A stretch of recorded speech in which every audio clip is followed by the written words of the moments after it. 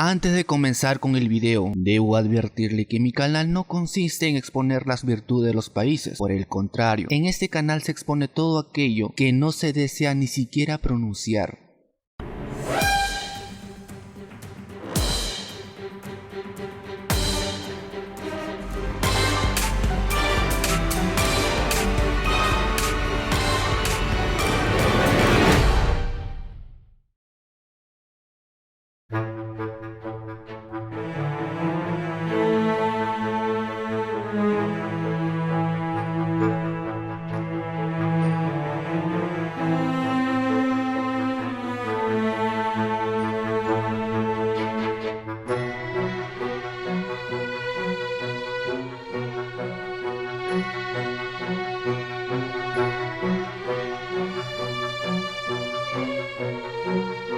España, también denominado Reino de España, es un país miembro de la Unión Europea, constituido en un Estado social y democrático de derecho, y cuya forma de gobierno es la monarquía parlamentaria.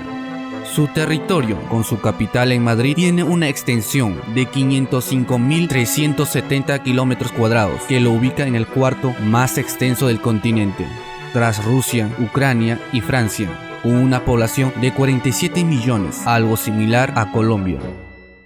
Pero no estamos aquí para hablar de la demografía de España, sino más bien el lado oscuro del país, la corrupción. Como bien debes saber, la corrupción es tan antigua como el hombre mismo. La Unión Europea es la región menos corrupta del mundo.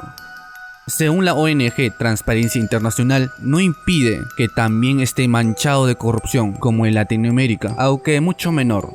De los 28 miembros de la Unión Europea, 5 alcanzan un nivel de corrupción particularmente elevado. Según el índice de percepción de la corrupción de Transparencia Internacional, que otorga una nota de 0 a 100 puntos, en el que el 0 representa un estado altamente corrompido y el 100 un estado con muy poca corrupción. Según el índice anual de Transparencia Internacional correspondiente a 2018, el ranking elaborado de 180 países sitúa a España en el puesto 41 del mundo, con una puntuación de 58 sobre 100, que puede que no sea como el caso de Latinoamérica, pero eso no quiere decir que la corrupción no esté en todos los niveles, e incluso el propio rey estaría involucrado en estos actos. Estas cifras no suponen ningún cambio significativo respecto del año 2017. De hecho, España ha mejorado ligeramente en su puntuación, pero no sube en los puestos de lista, de manera que se mantiene entre los países considerados entre los más corruptos de la Unión Europea.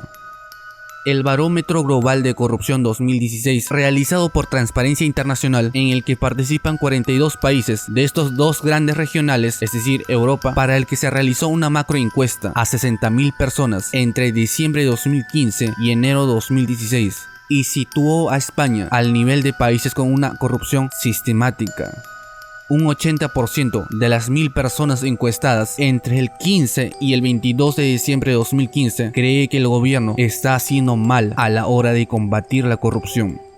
Este porcentaje es el más alto entre los 20 países sondeados de los 28 países de la Unión Europea, muy por delante de Italia con el 70%, Francia con el 64% y Grecia con el 59%.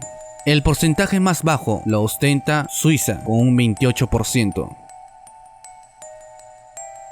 Pero ¿por qué España es uno de los países más corruptos? A estas alturas, la historia para un latinoamericano no debe ser ninguna sorpresa que España sea uno de los países más corruptos de la Unión Europea. En especial para los peruanos, o quizás para los mexicanos, donde se cree que una de las cosas que los españoles dejaron como herencia fue la corrupción. Incluso hasta donde se sabe, el puesto de virrey era subastado al mejor postor, y los puestos de gobernanza en todo el estado de los virreinatos podían ser comprados. Incluso la corrupción venía de la propia corona española. Como podrá ver, la existencia de España siempre estuvo acompañada de la corrupción.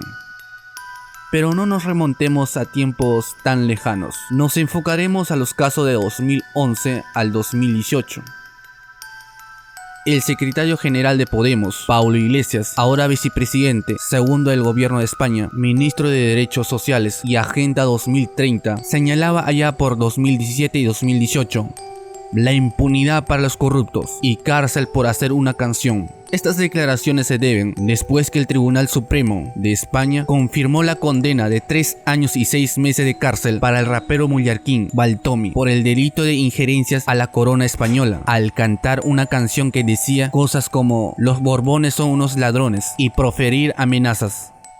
Puede que el señor o ministro Pablo Iglesias no sea precisamente un ser que ilumina a España, pero ¿qué tanta razón puede tener?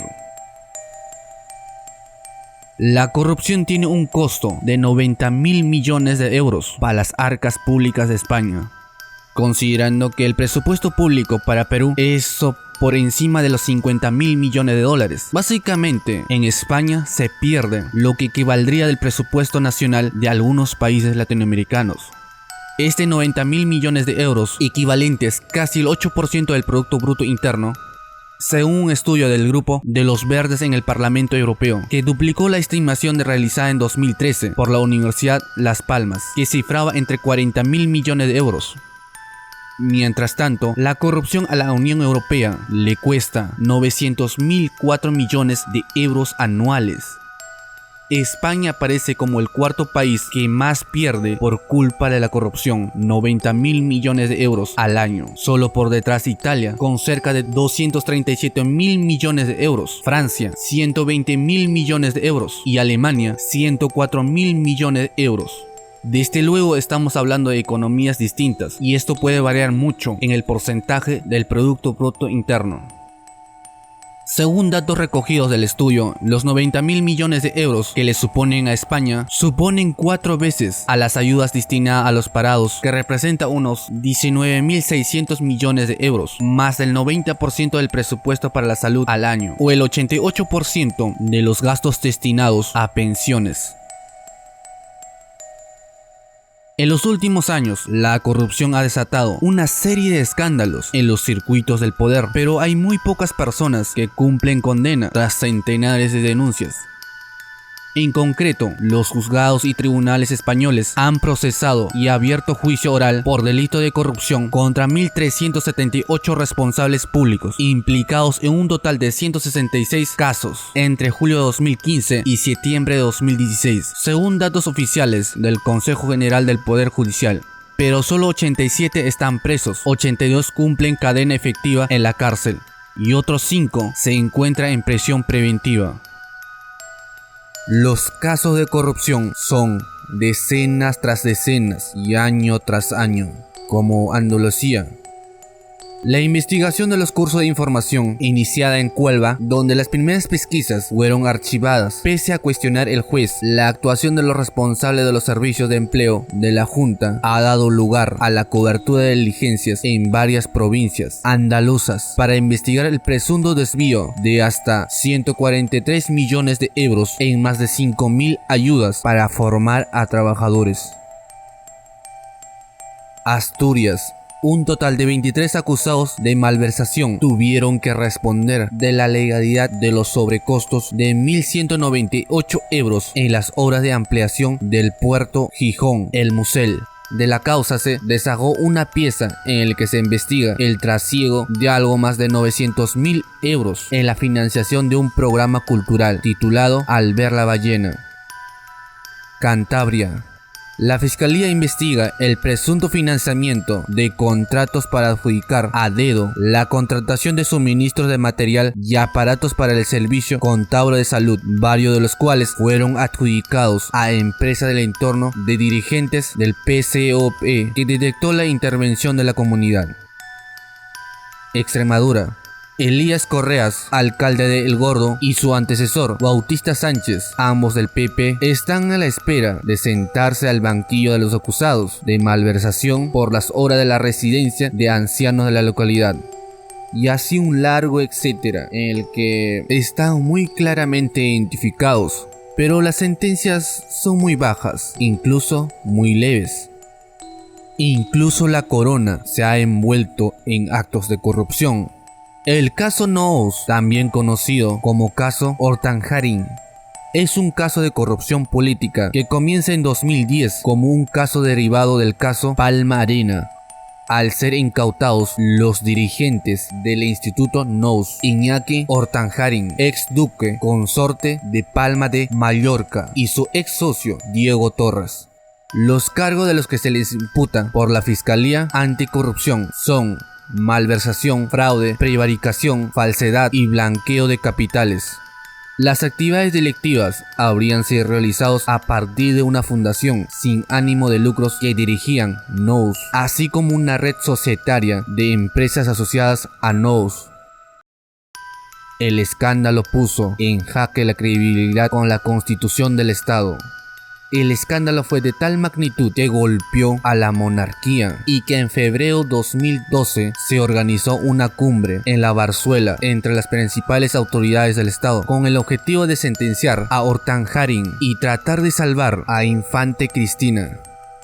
Y tal como relataron los periodistas Esteban Urriestieta y Eduardo Inda, un miembro de la familia real imputado y condenado, era una puñalada moral contra la corona. Pero en aquel entonces, Duque de Palma no fuera condenado, era una solución aún peor. El caso Nous pasará a la historia como el escándalo que estuvo a punto de hacer caer la corona, y en cuanto menos se tambaleó peligrosamente.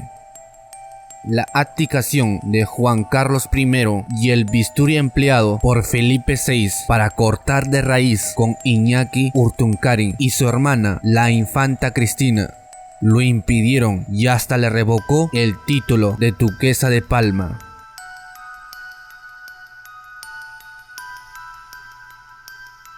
Se calcula que hay más de un centenar de cargos públicos presos por corrupción. Mantener cada uno de ellos cuesta entre 60 y 65 euros al día, es decir, unos 1.800 euros al mes, o lo que es lo mismo, 21.600 euros al año, o lo que es equivalente a unos 2 millones de euros al año. Entonces, ¿cuál es el problema? ¿El modelo de la justicia? ¿Es la misma sociedad? ¿O es aquello en cómo se nombra a los jueces y fiscales? Comencemos por la propia justicia. Para elegir o nombrar o ratificar a un juez o un fiscal en España es algo complejo.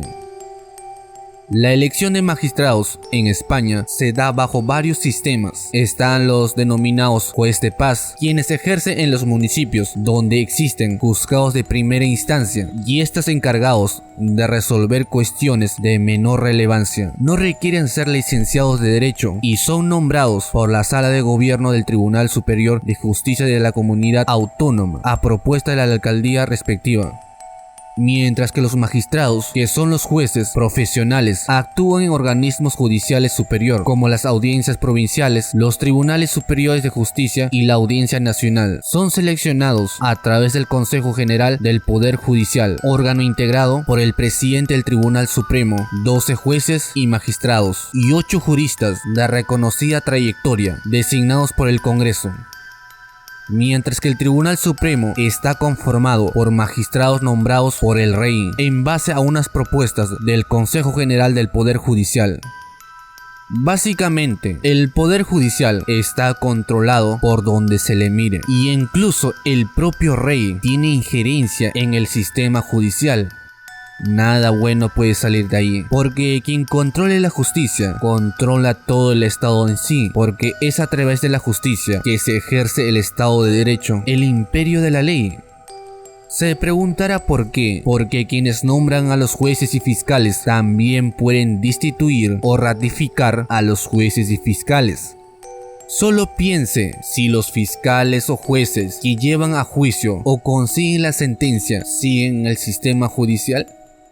Por tanto, el sistema judicial debe estar lo más alejado del poder político. Caso contrario, jamás habrá un verdadero Estado de Derecho. Por otra parte, una sociedad perfecta no permitiría la existencia de corrupción, porque la corrupción está, digámoslo, en el alma humano. Más allá de la educación, la moral o la religión, probablemente en este caso se esté preguntando, más que corrupción en España, ¿por qué la sociedad la tolera? Responder es muy complicado, pero quienes manifiestan o respaldan a través de su voto a los políticos de siempre. A pesar que se sabe muy bien que no precisamente representan los intereses de la población, incluso algunas sociedades como la peruana, según un estudio, la mitad de los que habitan la capital de Perú, Lima, prefieren que los gobernantes roben, pero que hagan obras. Esto en 2014. Desde entonces, los mismos peruanos, unos a otros, se criticaban hasta llegar a un punto donde los expresidentes son procesados o condenados. Ahora bien, habría que preguntarse si eso sucede en España. Una sociedad no solo manifiesta a través de sus votos, como lo que pasó en Brasil, que a pesar que sabían quién era Bolsonaro, eligieron, porque los brasileños querían cambiar de sistema o la élite política. Por esa comprensión social del corrupto es la excusa más utilizada dentro de la propia política y se añade a continuación de alguna forma.